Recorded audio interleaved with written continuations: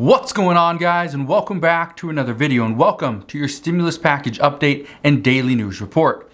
In today's video, I want to give you a brief update as to what we are hearing as of this afternoon.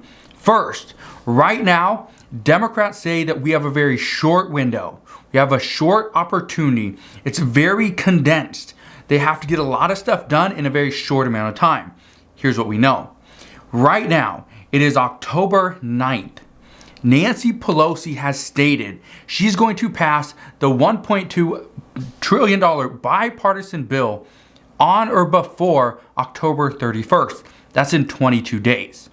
Now, before that happens, Democrats also say they will put the reconciliation bill. This is the potentially $1.5 to maybe $2.3 trillion bill. They're going to put this on the floor of the House for a vote. This needs to pass. This bill has to pass before the $1.2 trillion bipartisan infrastructure bill gets voted on in the House. If not, and this is what moderates are banking on, if this bill doesn't pass, this 1.5 to maybe $2.3 trillion bill, if this doesn't pass, the bipartisan bill doesn't pass. But what moderates want is, instead of passing the bipartisan bill second, they want to pass it first, then they would hold out on doing the $1.5 to $2.3 trillion human infrastructure bill. This is the thing that has free community college. It had, I don't know if it still does, right? It's one of the things that's pretty much being thrown out at this point. But Medicare, child tax credits, the child care tax credits, the child tax payments, things like that. So there's a lot of stuff that's still on the table. But as of right now, Democrats are really on a time crunch. But what we do know is that right now, Democrats are saying that they have to get the negotiations completed. They need to get them finalized. They need to figure out what's the top line number, who all will support it. And again, it's mainly every single senator, but who in the House is going to support this as well.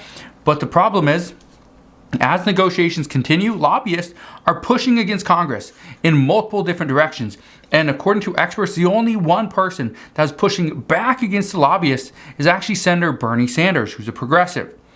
What we know right now is that moderates want a smaller bill. Progressives are urging for more, are telling President Biden we have to go for more before we lose the House and the Senate in the upcoming midterm elections. We know Democrats right now in the House are also extremely upset that they are going to be asked to pretty much rubber stamp any deal. Sign off, vote yes, get it done. They are saying that right now, the Senate, even though the House is trying to work out the deal, it has to go through the Senate. And so the senators have much more power than any representative in the House. And that's creating a problem with some, especially junior representatives. And according to experts, they're saying right now that Democrats are putting all of their hopes in retaining the House and the Senate into this human infrastructure bill. Doesn't matter what happens with the debt ceiling. Doesn't matter what happens with the bipartisan bill. If this could have been $3.5 trillion bill doesn't pass, or if the child tax credit payments are not included or they're reduced, this could hurt Democrats in a big way. Many Democrats worry that cutting this benefit short will actually hurt them in the long run. And this actually could hurt Democrats, especially during the midterm elections, which is just 1 year away. But even though this may hurt Democrats, they may not control the House or the Senate. Okay, but this is going to impact families. This is going to impact children. This right here, these $250 and $300 per month payments, these are a lifeline. This is a lifeline to many families, to millions and millions of Americans. Just like Social Security payments are to millions and millions of elderly people, right? Retirees. This is a lifeline. And with that said, the amount of money that's going to Social Security, the amount of money that's going outside of that as well, and there's no additional help for people on Social Security, people on SSI, SSDI, this is why, according to multiple economists, this is why we're struggling, is because there's certain groups that are getting the bulk of the stimulus and everyone else pretty much being forgotten about. And I know you guys say this all the time. What about us? Well, yeah, we need to ask Congress, what about us? What about us? What about us without children? What about us that are retired? What about us that are elderly, cannot go to work, get a job? What about us? That needs to be the question. The Build Back Better Act is not building back anything better if it's leaving out two big pieces of the population. That's just my take on it, but I don't know what you guys think.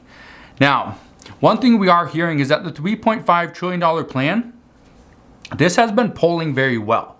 There are still many places that are polling, doing polls on this to see who supports it. And this has been polling extremely well. So moderates cutting this bill potentially in half could actually hurt Democrats moving forward. And this is what's going to cause a lot of progressives to push back against the bill. But right now, we can't pass a $3.5 trillion bill because two senators, Joe Manchin and Kyrsten Sinema, say no, that's too expensive. But even though Senator Bernie Sanders says no, anything under $3 trillion will not get his vote. Now the expectation is it would get his vote because he just wants to see the bill pass. So we'll see what happens there. One report that I was reading the other day, though, which is actually coming off a different report, it was saying that what Senator Joe Manchin wants is to pass $1.5 trillion now. Get this done now. If he wants to pass, if the Democrats and the progressives want to pass a human infrastructure bill now in 2021, fine. He is accepting the fact that it could be $1.5 trillion. But that doesn't mean that's the end of the discussions. That just means we pass $1.5 trillion now and let's push the rest of the human infrastructure bill back into 2022. Those are the reports that I was seeing. And that actually kind of goes in line with exactly what Senator Joe Manchin has said is let's make sure that we do not cause more inflation. Well, keeping the bill small would actually do just that. So that's actually some pretty good news there. Now, here's what I want to address. First, here are the things that we know have to be in the bill. The child tax credit payments have to be in the bill, according to Democrats. The Medicare has to be in the bill. Whether we see it fully expanded or just partially, Medicare expansion has to be included because that's what progressives have been running on. We also know climate change needs to be included. There's nothing that cannot be, according to a lot of reports, one thing that has to be included is climate change. Everything else can be discussed, but climate change is the one thing that they do not want to negotiate. This has to be included. All the damage we've seen to the country over the past year, climate change has to be in here. So we'll see. We know paid family leave, this could actually be axed very soon. Any day now, paid family leave could be gone. Free community college, well, this is pretty much out the door. It's not going to happen. Many people do not support this. Universal pre-K, kindergarten. This is something, or preschool, this is something that a lot of people do support, and some are saying that this is actually considered a high priority for most Democrats. Getting children into school sooner because, and let me just point this out, not only does it help children learn more, they retain more information, they get 2 more years of schooling, which is great, right? For my children, they all go to preschool, which is pre-K, They've all done that. And my newest, who's 2, he will do that as well. But one of the reasons why many economists believe having school start earlier would be a benefit to the economy is because parents who are watching their children could then go back to work. So instead of raising a child between 0 and 5 or 6 years old whenever they start preschool, it would be really only 0 to 4. So it would give another year or 2 years where parents could actually go back into the workforce and help provide for their families. So that's one of the big things there.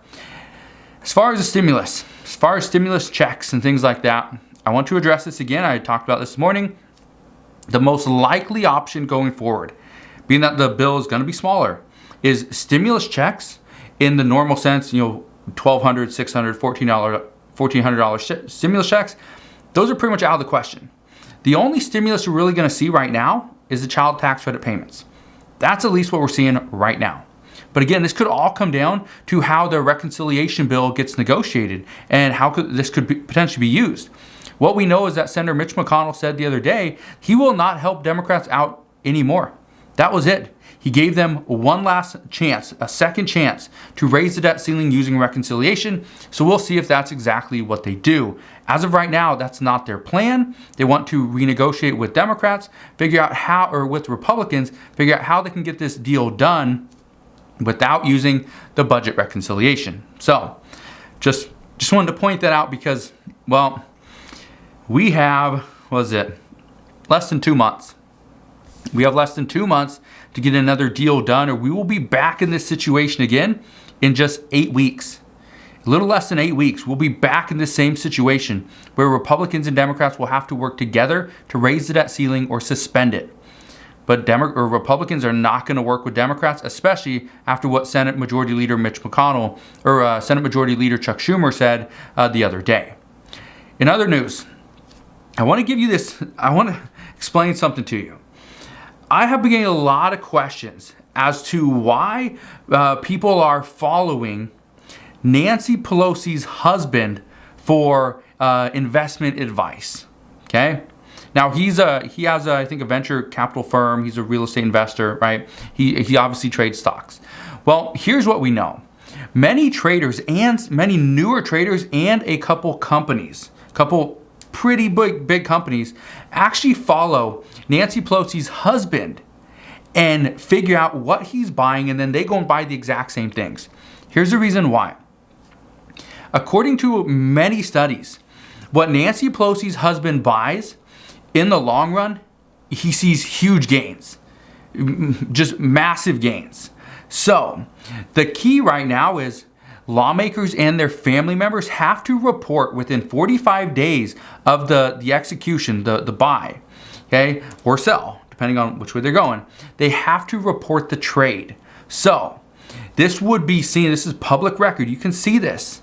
Okay, you can see what they're buying and selling. So that's exactly what these traders are doing. They're looking to see what her husband is buying, because they're saying it's pretty much she is the one making the trades. Because if he goes and buys, let's say, Google or Tesla or whatever, right? Usually what happens, or lately, one of the big ones was Nvidia. He ended up buying it, and then they turned out that no, Congress isn't going to go after these tech companies. And so guess what happened with the stock? It shot up, right? So he made a good amount of money. That's the reason why many new traders are actually following her husband. So just wanted to answer that because I know a lot of people are wondering exactly why. What's the benefit here? Well, it's actually pretty simple. Nancy Pelosi isn't going to let her husband just lose, millions and millions of dollars. Nancy Pelosi and her husband are worth, I think, a little over $100 million. Well, it's because of a lot of these trades. Nancy Pelosi has been, in Congress for quite some time, right? So what she does and the power that she has within the House of Representatives and really in the entire government is actually pretty substantial. So I just wanted to leave you guys with that, but that is what we know as of right now. If you have any questions whatsoever, please ask your questions down in the comment section below. Again, thank you guys for watching. Have a wonderful rest of your Saturday. Consider subscribing, and I'll see you guys on the next one.